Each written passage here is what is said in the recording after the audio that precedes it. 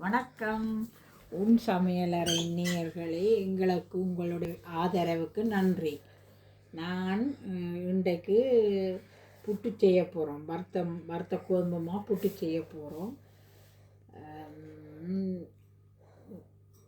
இது உங்களுக்கு காட்ட போகிறேன். முதல்ல எங்களுக்கு தேவையான கோதுமை மாவை எடுத்து அரிக்க வேணும். அரிச்சு போட்டு அடுப்பில் தாச்சியை வச்சு வறுக்க வேணும். வறுத்து கொண்டு இருக்க கொஞ்சம் நேரத்தால் வறுபட்டு கொண்டு வர கலர் மாறிக்கொண்டு வர நல்ல வாசம் வரும்.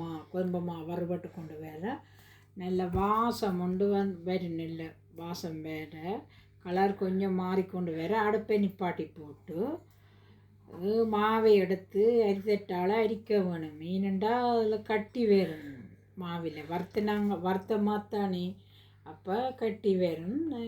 வறுத்து போட்டு பாத்திரத்துக்குள்ளே போட்டு உப்பு, எங்களுக்கு தேவையான உப்பு, ஒரு கரண்டி உப்பு போட்டுவிட்டு மாவை கிளந்து போட்டு அப்புறம் நல்லா கொதிக்க சுடு தண்ணி விட வேணும். கேத்தில் வச்சு நல்லா கொதிக்க சுடு தண்ணி விட்டு மாவை கரண்டியால் குழைச்சி எடுக்க வேணும். குழைச்சி எடுத்து போட்டு கொஞ்சம் சூட்டோடு இருக்கைக்குள்ள பிசைஞ்சு மாவை கையால் பிசைஞ்சு எடுக்க வேணும்.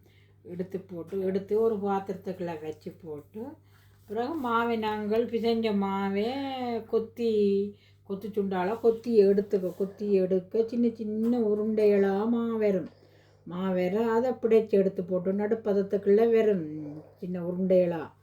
அதை எடுத்து வச்சு போட்டு அடுப்பில் புட்டு பானையை வச்சு தண்ணி கொதித்து வர குழலை எடுத்து தேங்காய்ப்பு போட்டு பிறகு மாவை போட்டு பிறகு தேங்காய்ப்பு போட்டு பிறகு கொத்தின மாவை போட்டு பிறகு தேங்காய்ப்பு போட்டு அடுப்பில் வச்சு புட்டு பானைக்கு மேலே வைக்க புட்டு அவிஞ்சு கொண்டு வரும். 5 நிமிஷம் 3-4 நிமிஷத்தால் புட்டு அவிஞ்சு போடும்.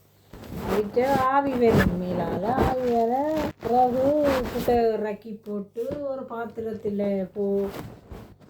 போட சரி தான் குழல் புட்டு. ஆனால் நல்ல சொஃப்டாகவும் நல்ல மெதுப்பாகவும் இருக்கும். புட்டு நல்ல டேஸ்ட்டாக இருக்கும். புட்டு